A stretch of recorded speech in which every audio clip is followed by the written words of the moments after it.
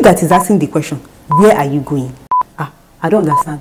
Nobody told me I'm supposed to start having a boyfriend. You are the common denominator in that relationship. You can be the weapon that is formed against you that will definitely prosper. Because the more I look at this makeup, the more I think I may have done too much with it. Oh, hey guys, welcome back to the channel. Thank you so much for always coming back to watch. It means the world to me. So we're talking about relationships. Why is it that we feel so much at the one thing that every human being craves? I'm no expert, but I've picked up some things along the way. So let's get into it. So let me start strong by saying you are not meant to be with everybody. You cannot be with everybody. You are not chili sauce. And if you think that you are either a proud Igbo man or you don't have self-awareness. Self-awareness helps you to realize who you are. And it is who you are that can determine who you can be with. Many years ago, still in final year of the university, I was eavesdropping on a conversation my neighbor was having with an elderly gentleman. Don't judge me first, just listen. Because I did not just eavesdrop, I went to join the conversation. Yes. So not his exact words, but let me say it in a way that everybody can understand. So let's say you want to travel out of the country. So you decide why you want to travel. Maybe it's vacation, relocation, whatever. You decide which country you want to go to and then where you want to get on that journey. It is these questions that will help you determine what kind of transportation you're going to use to get to your destination, right? So you can agree with me that it all starts with you. Who are you? Where are you going to in this journey of life? When do you want to arrive at your destination? What is it that you've decided for yourself? What is your plan for the next 5 to 10 years of your life? What is your goal, even for this year? All of these questions is going to help you to determine who it is you're going to go on this journey of life with. If you want to be an educator, you cannot be with somebody who is asking you why you want to go back to school. If you want to be a housewife, nothing wrong with that. You can't be with someone who wants to be with an ambitious woman. A lot of people do this thing where they are one thing to one person, and in their next relationship, they're an entirely different thing. And before you know it, you're totally different from what it is or who it is that you think you are. So at what point are you yourself? At what point do you become yourself? If you look anywhere around my channel, you will see videos that I've done on this topic, like my video on how to get to know yourself effectively. You don't have to keep changing yourself to suit other people. Instead, you decide who you are, and then you find someone who is going to hold your hand through this journey of life. And then speaking of journeys, picture this. How do you get into a transportation? Even if it's with someone who wants to do you a favor, and then 1 hour down the road, you then ask the driver, where are you going?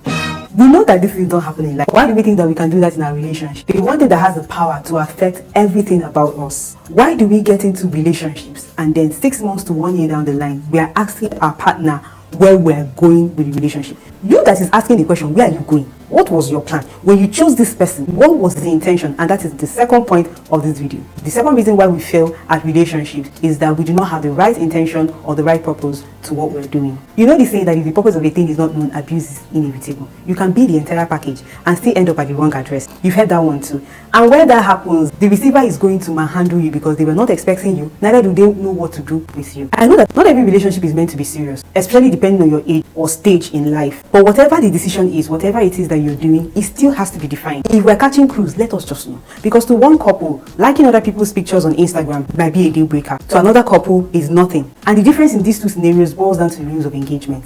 And the rules of engagement is created at the point of what that relationship is. Are you in a committed relationship, or we're just playing, we're just having fun? Whatever it is that we're doing, let us find out. Some people have started not so serious, but then down the line, they decide to make things official. They still refer back to the reason why they started it. And they can have the conversation and say, okay, we're moving forward from this, or we're letting it be at this point. Every relationship that should start should have a definition to it. This is what helps you create your rules and your boundaries, so that when one person is crossing the boundary, you can readdress what the issue is. The third reason why we fail at relationships is that we are ready, but we are not prepared. Thank you for asking the difference. I will tell you.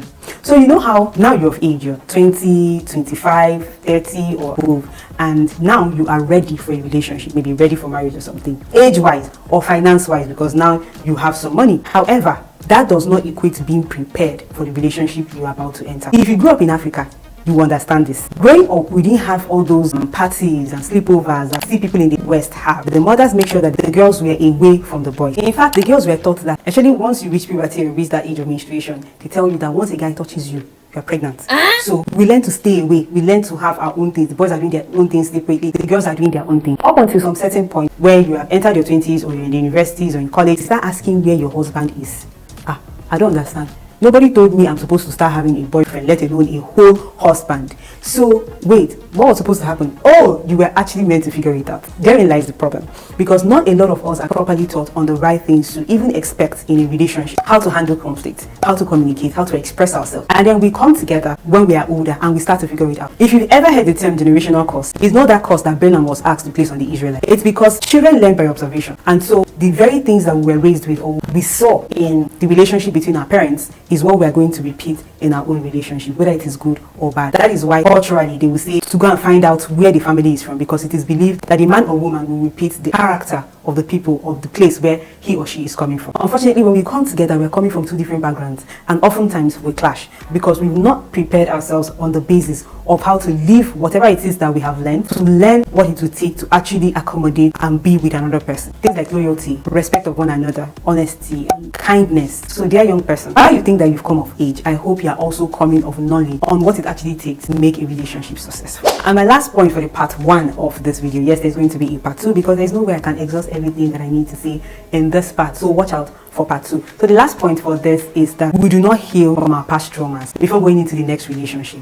And there are 2 traumas I would want to address in this video. The first one is not so much talked about, and that is the traumas that we encounter or incur from our childhood, whether that be from our family, our friends, our peers growing up, or from relatives. You'll be surprised at the type of abuse that went on in different homes, whether that be physical, emotional, sexual. A lot of people are going around carrying traumas, and they do not know that these things are spilling into their current or their future relationships. If you're someone who grew up without having the validation, the admiration, or the support of your family or the people who are supposed to support you and love you the most, you might end up becoming an adult who is seeking that validation, that love, or acceptance from other people.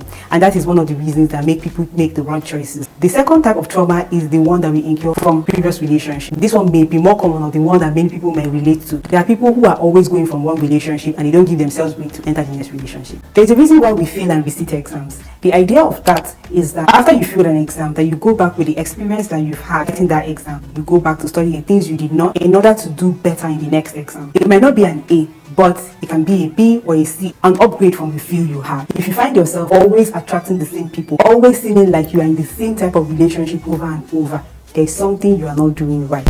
You're not going back to find out exactly what it is that you learned from the previous one and apply that knowledge into the next one. Even if you're the person who says, I'm a good person, people always do me wrong, you are the common denominator in that relationship. It takes 2 to tango, and it's always easy to blame the other person and not put the spotlight on ourselves. But you are also a contributor to that relationship. So what is it about you that makes you attract this same type of individuals into your life? What exactly are you seeking? Which part of your childhood or adulthood have you not accepted or healed from? Because there's this saying that life will keep giving you the same exam until you actually learn. You can lie to the whole world, but there's one person you shouldn't lie to, is yourself. Because if you lie to yourself, my darling, you can be the weapon that is formed against you that will definitely prosper. Because if you refuse to accept your own mistakes, you will keep making them and failing over and over again. I hope this video was helpful. Watch out for part 2, like I said. I'm going to link my other videos on how to get to know yourself and things I learned growing up here or here, wherever, so you can watch it. Thank you so much for always coming back, and I'll see you in one of my other ones. Bye.